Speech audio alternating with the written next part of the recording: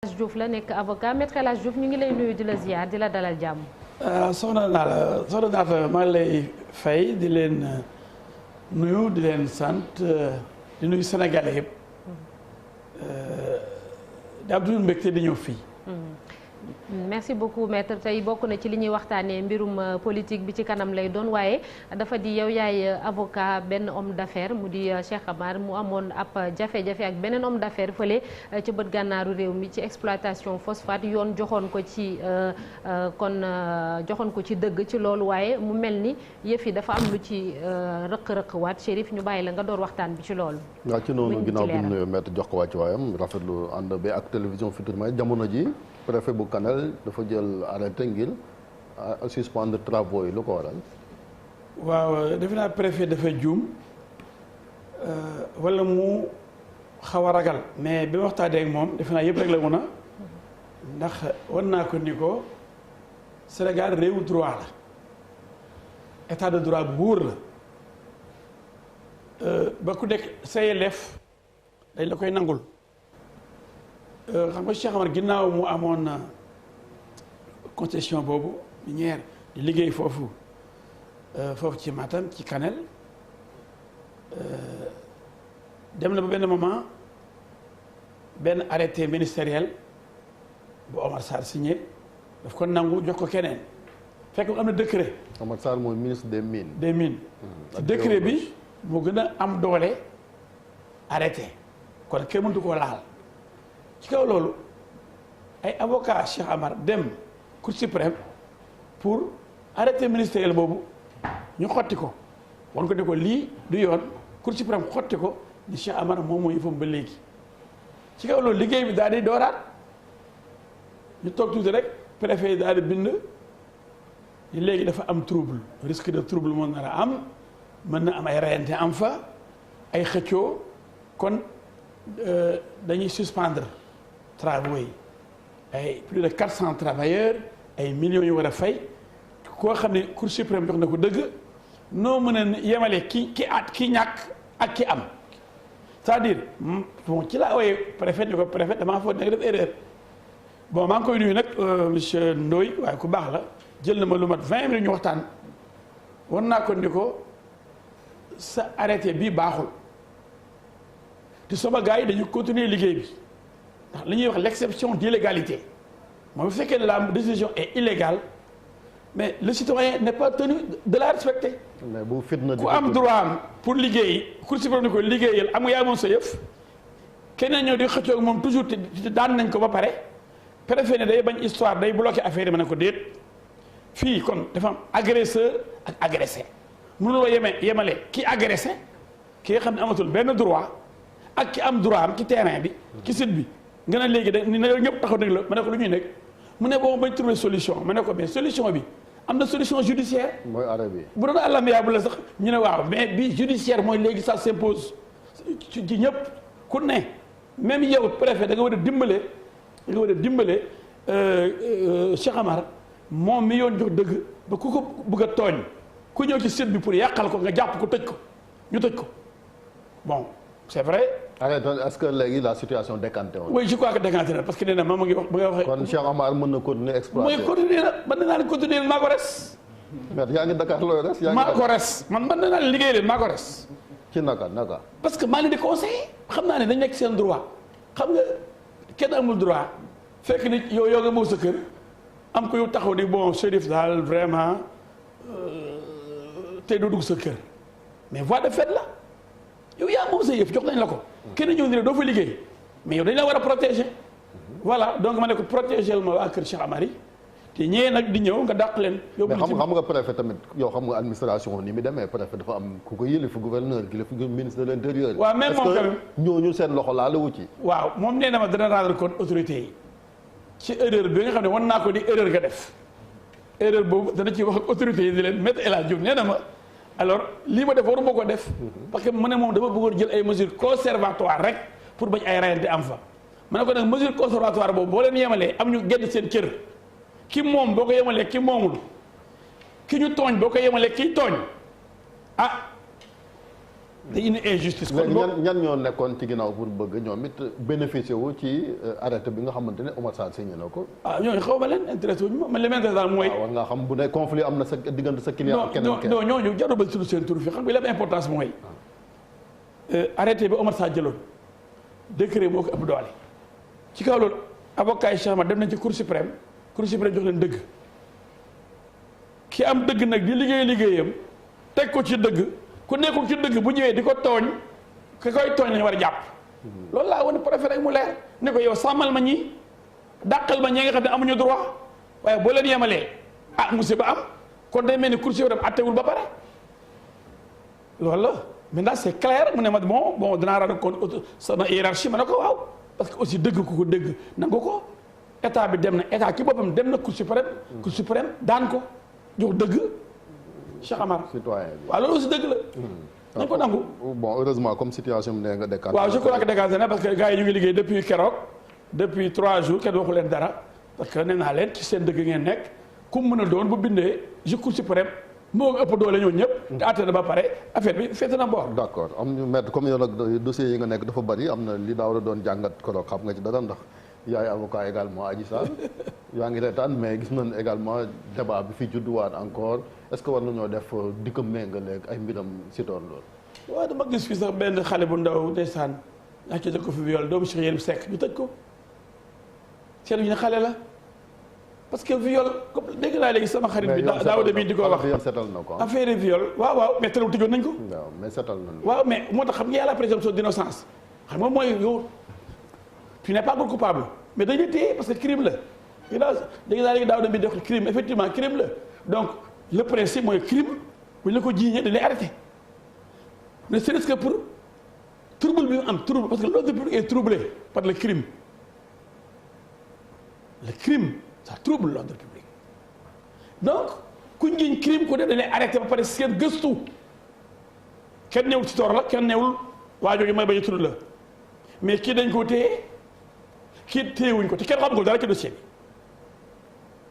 bi ndax kii dañuy seet rek ndax d'abord ki nga accusé ndax mu ngi dund ndax nekkoon na foofa c'est-à-dire nekkoon na Fatick xam wala war Dakar wala nekkoon na Sud Beauté ndax xam na jigéen boobu ki mu doon liggéeyal wala kii doon maase un faisceau d'indices concordants en droit loolu mooy loolu du culpabilité de mais dañu daan waaj mu ngoon Paris nu mu mënee violé ko rek Dakar yow jógeel fële classement sans suite kii certificat médical nee na amul benn contact man du ma dugg ci détail boobu yëpp parce que xam nga secret de l'instruction moo ma tenir bu ñu taxawee ca baar ba danaa ko toj ngeen suur sa loxo dina seetlu bis ba yàlla na am nag loolu. bu dee baar dina am. waaw dana am nag incha allah xam nga mais loolu du ma dugg ci secret de l'instruction mais dañuy seet ndax am na contact bu dee contact amul impossibilité de contact couvre-feu amoon na kenn génnul këram donc loolu dañ ko inventé ñu dem ba ci biir am na ko génn këram malgré tout donc am na ay faisceau d'indices concordants. loolu du indice génn këram da doon dàmp. non problème mooy boo jiñee nit dara duñ ni yow la y a la présomption d'innocence mais day am li ñuy wax un faisceau d'indices concordants est-ce que waa ji ñëwoon na est-ce que waa ji bonam la est-ce que Sitor nekkutoon à Paris est-ce que diw nekkutoon ci benn salon de beauté est-ce que salon de beauté boobu est-ce que Fama fa nekkoon wala awa waaye aji nekk foon jour boobu liggéeyul xam nga yooyu bu amee rek mën nañ la ma may liberté provisoire en attendant parce que li ngay wax dafa taxawul mais bu dee am na lu bëri lu ci am ay indices ay déplacement xam nga. mais lu tax yoon deful liggéeyam. mais man du ma yoon man dama nekk auxiliaire damay dimbale yoon rek mais nag li ma foog de man li ma foog mooy dañoo li ma foog de yàlla rek moo xam ne. waxal. li ma foog. ñu ngi déglu mooy dañoo privilégier la sécurité publique li ma foog mooy nit jóg na pare ni mortal combat nit jóg na na leen jaral seen bakkan yi bàyyi leen réseaux sociaux yi te wàcc xeex ñu gis ñu jóge taal. ñu déggal ko waaw. et puis man vraiment li ma mettaliku mooy amul comme li def Sitor Ndour bu ñu ko defee woon noonu ak waajooju kon coow du am même xoolal Chérif taal du am. waaw mais déet nii def xam nga bëri ñëpp jóg état bi ñëpp jóg di conférence de presse et cetera. non looloo tax ñu ne complot. Chérif Moussa Ngueye dafa am pour tëjoog say avocat fukki waxtu génn guddi ñëpp di la déglu fekk na nga wuyu ji gendarmerie taxaw dañ ma comploté ba ñu bëri gëm ko léegi ñu convoqué le 9h ngay tambaambaalu ba 13h 9h nga génn sa kër te 9h yaa gën a xam Chérif Daouda Mine juge d'instruction yow Daouda Mine bu la woon 9h man ma wooyee 9h ñëw maa dem après 9h une minute ndax xam naa li may nekk boo may tuur Daouda juriste ga enfin léegi boo dee ci famille juriste yi ku convoqué tribunal heure bi mu la oo surtout un juge d'instruction nga xam ne tu risques un mandat de dépôt nga ñàkkal ko fayda ah ki nga xam ne procureur requérir na mandat de dépôt déggoo ma de requérir na mandat de dépôt. mais juge ba maître li ñu gis mooy juge bi dafa mujj sax désister. dafa mais am na laaj bu ñu lay laaj mais lan moo tax mais pourquoi non parce que il faut ñu avancer parce que loolu waxoon nañu ko fi lan moo tax il a fallu que élection législative ñu génn ci gisee askan wi ñu am ci ay sièges Sonko déclaré candidature ñu ne am na ndaje moomoon bërki dem mu palais sax ñu koy waxaat waxu dossier bi. xam nga man loolu géré wu ma ko. ah si man non ça ne m'intéresse pas xam nga man li ma géré mooy. question bi ma posé Chérif. waaw par rapport ak ci li ma Cheikh Tidiane Diaw laaj naan ndax justice sooxewul foofu pour man justice sooxe na foofu mu di ko expliqué di ko xëy na li ñu doon taal dëkk bee tax xëy na gars yi xaw a calmé jiital jàmm que teg yoon. noonu la fa demee sax loolu. waaw jiital jàmm bañ a def yoon parce que bu ñu defoon yoon prison rek direct nañ def si tour dóor mais comme moom préparé na pour taal dëkk bi te ñu may ko nag ndax yaafus. non du yaafus. ndax am na nu mu doon demee man ma oo la 9h wax naa ko Daouda Mine boo ñëwul 9h une minute ma jox la mandat d'amener wala ñu jëli la yóbbu la directement tribunal ñu naan da nga troubler ordre public da la yóbbu à gendarmerie section de recherche yow dafa am sooxe ci liggéey bi booba noonu bu ñu ko jël see woon nañ ko jël see noonu yóbbu ko manu militaire te coow amul dañ ko doon yóbbu ñu ne ko jaaral corniche bu nekk corniche bi du fa jaar na jaar ay Blaise Diagne ci déjà tardé woon na 5 heures de temps jaar Blaise Diagne jaar Tilène jaar Sandaga wundeelu Pétavin soo ko wuti juge bi à 19h ku la au 9h xam nga loolu déjà ñàkk fayda tribunal la. mais est-ce que je mette bi ñu génnee ci. mais malgré tout tëjuñu ko jour boobu. répondez à ma question mais. damay tëj dafa am Cheikh Tidiane rek Cheikh Tidiane juróom bu ñu ko tëjoon coow du am tëj na fi Karim Wade tëj fi Khalifa Sall. bokkul de mais. est-ce que loolu andi problème bi. mais parce que ñooñu bi ñu leen tëjee. avant coow li am loolu la mbubboo mais bu gaawoon ni mu gaawee pour Sitor Ndour bañ ko jëlee woon ni ñu ko jëlee sëqit yóbbu gendarmerie bu ko woon sëqit yóbbu ci juge bi. ça la koy defee le même jour à la prison kon tey kenn du am temps di fa rayante mais le temps ñu téye ko gendarmerie ca lañ taale dëkk bi yéen nga rappelé entre vendredi et lundi bi ko juge bi di war a owaat ca lañ taale dëkk bi gars yi dem di song même caserne Samba Diéry Diallo am na wala amul. nañ dañ ko libéré ca lañ taale suma kër le 5 mars ci diggante boobu lañ taal kër yëpp. alors que diggante boobu ñu ko tëjoon coow du am. y a une faiblesse coupable que je dénonce. Attention Marcel, l'État doit être fort malgré les menaces. Marcel, vas-y. Les mêmes maîtres. Il n'y a pas de popularité en matière de droit. Si, quand même. Les citoyens sont égaux devant la loi. Non, mais je veux dire. Les citoyens sont égaux devant la loi. Effectivement. Ne me parlez pas de popularité. Justement, mais il y a la lettre, Ne me parlez point de popularité. il y a l'esprit aussi. Les citoyens ne sont pas égaux dans ce ah voilà moo tax Adji Sarr di réclamer justice chaque jour. ndeysaan moo tax ba léegi nii TFM ñemul teg sax. conférence de presse bu Adji Sarr ba tey ñemu leen koo teg. maître Daouda Mine mi ngi ko doon wax fee yi tamit fee yi ci ñaari dossiers yi tamit bokkul justice bi ragal ndax du loolu tamit fee yi déjà ci ñaari dossiers yi bokkul te ñu bëri fee yi parce que viol la ñuy wax ci ñaari dossiers c'est vrai mais ni nga xam ne xaj na noonu la ñuy tuumalee ni ñu tuumalee Sitor ak ni ñuy tuumalee Sonko xañ na moo bokkul teg ci ndax du angle politique parce que kenn Sitor ki mu violé ñu ngi naan mineur la déjà loolu kon viol dafa am mineur ak majeur viol c'est un crime bu njëkk mineur ba doon différence bi ak y a aussi l'angle politique depuis le début ñu jëlee affaire yi angle politique ndax loolu tamit faussé wul affaire yi dès le départ. Bon je vous dis que mineur amatul léegi bu njëkk boo violé mineur 10 ans ngay am léegi même majeur boo ko violé 10 ans ngay am minimum parce que c'est criminel kon bu ñëw affaire bi dégg naa daaw di développé mais li wax yëpp taxawul mu ngi jéem a justifier waaye léegi mu jéem a défendre mais li wóor mu viol la rek mën naa lay une reine personne les faits et les personnes yëpp dañuy juger pas seulement les faits une reine la et une personne léegi les faits de viol ce pas des faits d'escroquerie c'est les mêmes faits foofu développement bi bu daaw dafa sooxe les faits sont les mêmes c'est les faits de viol parce que viol c'est différent de recel ou de vol ou d'escroquerie les faits d'escroquerie mooy Cheikh Tidiane les faits d'escroquerie mooy nga ñëw alors sous un faux nom fausse qualité des manœuvres frauduleuses nga fexe ba jox la yëfi jàmbur loolu bokkul ak viol donc il y a des faits concrets mooy dañ di jiiñ ni da ngaa siif wala da nga dem ci jigéen ci d'accordul loolu rek la c'est des faits de viol pour les deux amul benn différence la seule différence kay mooy bu Sitor def nañ yoon mooy crime dañ la jiiñ viol dañu war a arrêter après que salal sa bopp du dëgg le juge va instruire à charge et à décharge di xool di lëmbat ko di ko daaw di waxee foofu di seet donc xamaguñ nag Sitor la wala du Sitor du dëgg soo ko aussi xamuñ ndax moom la wala du moom mais ku ci nekk ne wala tëj loolu yoon wax. mais maître parce que crime la. mais maître lu tax yëf yi yéex à ce point parce que moom Sonko ci boppam ci ay jamono dégg nañ ko fi mu génne ni bi mu commencé taper sur la table sax la juge bi commencé yëngu di def ay audition te moom bëgg nañu yeewi ko déjà présenté na candidature am.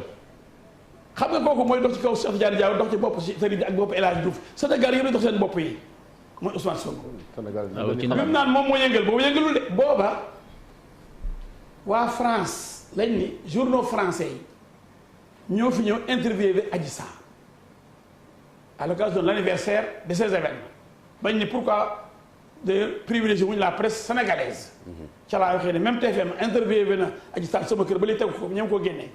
ba ma laajtee fii ñu ne ngeen ba ju taal fii ma ne d'accord naa leen may naa leen loolu kon bu ngeen ñëwul génn kay Europe ñeme nañ ñëw fii bu nduróo na ko fii alors léegi sañ a taal waaw léegi voilà léegi bi nga xamee nañ wala ay monde ay France gars yëpp ñëw nañ ñoom ñeme nañ teg Adji Sarr ci la ñëwee di wax affaire yi dafa bëgg moom it parce que Adji Sarr a réclamé que ñu atte ko du gën a gaaw wala mu génn réew mi dem porter plainte à l'extérieur mu ne moom moo yëngal dossier yëngalu benn dossier. maître bu dee yëngaloon dossier bu ñu ko convoqué gendarmerie day wujji nga Cheikh Abdou Bara Dolly député da demoon député laa mais dañ ko jàpp yóbbu moom bu dee député la dañ ko doon jàpp yóbbu ndax bu ñu la jiiñee dara ci un temps voisin de l'action daaw demee dama bàyyi ma fet wala nga suivi par la clameur publique c'est ça le flagrant délit.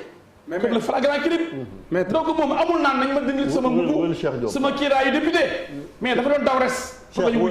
d'accord mais est-ce que nekkul yéen a bëggoon internationaliser li nga xam ne moom moo di dossier bi maître est-ce que nekkul ne yéen a bëggoon internationaliser li nga xam ne moom moo di dossier bi autre question moom mooy que bu fekkee par exemple yow sa cliente wax na ne que ne am na yenn ci ay preuves yoo xamante ni mën na ko teg luy firndeel ne Ousmane Sonko moom moo ko daal di sàkku moom mu samp ndëndam ci élection 2024 yéextaange wi nga xam ne itam nemmeeku nañ ko bu fekkee yenn ci ay preuve am nañ ko ndax itam mënuñu koo def ngir daal di baral li nga xam ne moom moo di àtte bi bu ko defee ku nekk itam xam foo féete. ay preuve yu yore. waaw juge bi la koy jox. du la ko joxe du ma ko jox.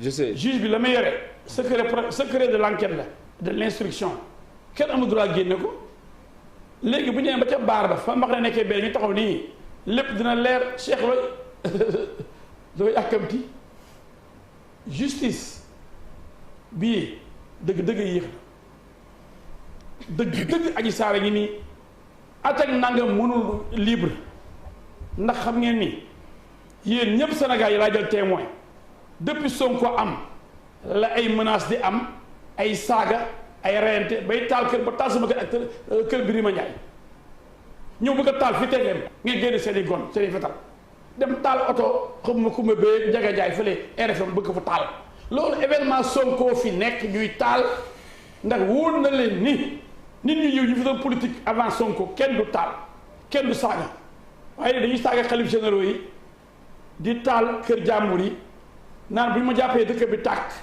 la deuxième vague sera plus dévastatrice mortel combat moom rey rek rayante bi Adji Sarr bi mu génn ñu rey ko lañ ko wax. te ba élection amee maître gis na. ba mënul génn moo tax léegi dañuy internationaliser procès bi. ah bon waaw. non yéen a ko bëgg loolu seen sàkku teef la. non bu ñu gisee leen mbir bi yéex na ah gis ne benn waaye mu ngi lambari. ban juridiction ngeen di saisir ci loolu. waaye loolu bu ñu excès da ngeen boo nee internationalisation kay xanaa ciblé ngeen ay juridiction. man yow koy noppi rek bu yàkkamti. yow c'était bien préparé. yow koy noppi da nga am résultat yi bëgguma génne loo xam ne ay mbooloo ko liggéey ay structures internationales défense des femmes dans le monde ñu ngi réunir ay New York ay Genève ay Oslo pour Ousmane Sonko jaar ci yoon parce que bu dee dafa am doole Sénégal wala ñu ragal wala ba yëpp di yéex ñuy tem nekk ñii di démissionné fii ñii juge di démissionné ñii daw jëm fii parce que dañ nee na damay rey parce que boobu rebelle la mais loolu mënul continuer. Chérif dernière question. waaw non laaj bi mooy lan moo tax ñu xaar ba génn ci élection législative ak ñoom li ñu am ci ay député ba mu déclaré candidature ñu yoo xaar waxu dossier bi ñu ngi naan fa rencontre du président am bëkki dem ak député yi ñu ngi fa doon soulever encore ces mêmes questions mais. bon man nga permettre ma féliciter madame Mimi Touré ak la coalition Benno Bokk Yaakaar ndax jigéen bu mën góor. yaa ngi woon ci ànd ak Me El Hadji Diouf maa nekkoon ak moom ci campagne bi 20 jours ci biir Sénégal mu duma leen duma yu kenn mësul gis. duma yi mooy. 82 député nga ne duma. waaw duma yi mooy amoo majorité. duma yi mooy du mësul am ci histoire Sénégal. waaw mais ma tontu la ba du da maa laaj. waaw duma yu metti yi mu duma gaañu xam nga mooy lan juróom-ñetti liste ñoo dem juróom-ñetti liste ñu ne ku mën sa morom duma kenn séenu ko. ba mu am 82 moom kenn ka ko toog mu ngi am ay 53 députés xaw ma 54 députés. ay suppléants lan de ñee. non député la may ma non may ma. bokkul de Chérif député rek la. waaw déedéet bokkul ay suppléants noo leen di bokkale. ko tey jii ñooñu suppléants yooyu du ñu ay député tey. député lañ koy. dama ni suppléants yooyu lañ def ay titulaires sax dañoo ñooy laaji baat askan bi bi ñu demee laaj baat askan bi am liste bu ñu wax Benno Bokk Yaakaar laaj baat askan bi liste wàllu intercoalition masul am. ku ko wax ku ne jàngoo sa xam-xam bëriwul ndax dama ci benn bureau de vote bi ñu bind intercoalition ñaar yi ñoo ànd au contraire ñi dañuy watee Wallu ñi watee Yewwi loolu dañuy jéem a dox ci maanu nit ñi mu boole leen duma ñaar yëpp ba mu boo leen boolee Mimi Touré duma leen c'est-à-dire bu duma Yewwi duma Wallu nga boole seen ñaar yëpp mu dumaati leen non xam nga yow ngay jigéen jiite benn liste sur 7 yëpp contre la 7 yëpp c'est kaw la ñu dóor suba ba ngoon jot. campagne électorale bi yëpp 7 yëpp c'est contre Benno. mais pouvoir. mais ma ne 7 yëpp c'est contre Benno quand même. ah 7 yi am na keneen ku leen fekk ji de. d'accord naa mais bi ñuy avant mu leen di fekki. avant muy am 82 députés yi moom kenn contre juróom-ñaar la woon jigéen muy demal di doxal duma leen bi muy am 82 yeeyu am 54. kii am 29 xaw ma 20. waaw boo ko boolee ñu am 80 disons. boo leen boolee ñu am 80. waaw ci ñoom ñaar ku nekk liste nga yore. ku ne da nga yore sa campagne. ku ne da nga fay 15 millions caution. ku ne da nga defal sa bopp. Sur la une cinquantaine de sièges. non man ma ko ci ñu xamul ñoo seen affaire la ma ni mais Chérif loolu laa ñaawlu xam nga nit bu nu weesu nit da ko jox cër man gëm naa ne Omar Sy bi jiite woon. suppléants yi Yewwi Askan moo ëpp njàng ñoom Sonko ñoom groupe boobu lii naa gis naa sévère rakku Habib Sy def na ay xawma ay Renault def na ay lu ne la jàng mais dañ ko ñàkkal fayda ba joxuñu ko cëram xam nga luñ def benn waay boo xam ne du candidat député de di lambar yi presque topp ko Sonko nee na ba mu laaj débat moom Mimi Touré ma ne ko Mimi Touré du sa morom. Mimi Touré tête de liste la yow doo dara yow lambar kat nga yow doo candidat doo tête de liste yoon dàq na la. ah maître dara Mimi Touré am 82 man nga sa kii nga am 30 50 c'est fini Chérif fan nga jàpp ne mooy c'est fini perchoir assemblée nationale wala. Mimi Touré daal bu ko ci neex Macky Sall war na ko laaj boo bëgg ma jox la. ah bon ndax lam ñemee def benn góor defu ko man mii àndoon ak moom xam naa ne du moroom kenn ki ñu doon base campagne muy liste yëpp ndax Benno Yewwi kenn xamul ko seen tête de liste sax muy Omar Sy boo dee ko doon nëbb. wallu seen tête de liste Ablaye Wade dafa escroquer Sénégalais yi ndax bu fekkee yow mënuloo bokkoo waaye sa tour ngay utiliser pour ñu woteel la te doo toog assemblée loolu c'est de l'escroquerie politique Ousmane Sonko du candidat di campagne c'est de l'escroquerie politique. merci beaucoup maître. malgré tout je conclue par là. merci dama lay gërëm di gërëm Adja Mimi Touré bi nga xam ni dafa duma ñaari escroc politique Ablaye Wade ak Ousmane Sonko yoo xam ne dañoo bëgg a nax Sénégalais yi duma leen ëppale leen quelle victoire Macky Sall kon ko jërëjëf félicitations à la coalition Benno nekk avocat bokk Benno Bokk Yaakaar merci beaucoup Apulaay dañuy jàll ci une l'Observateur ak Journal Record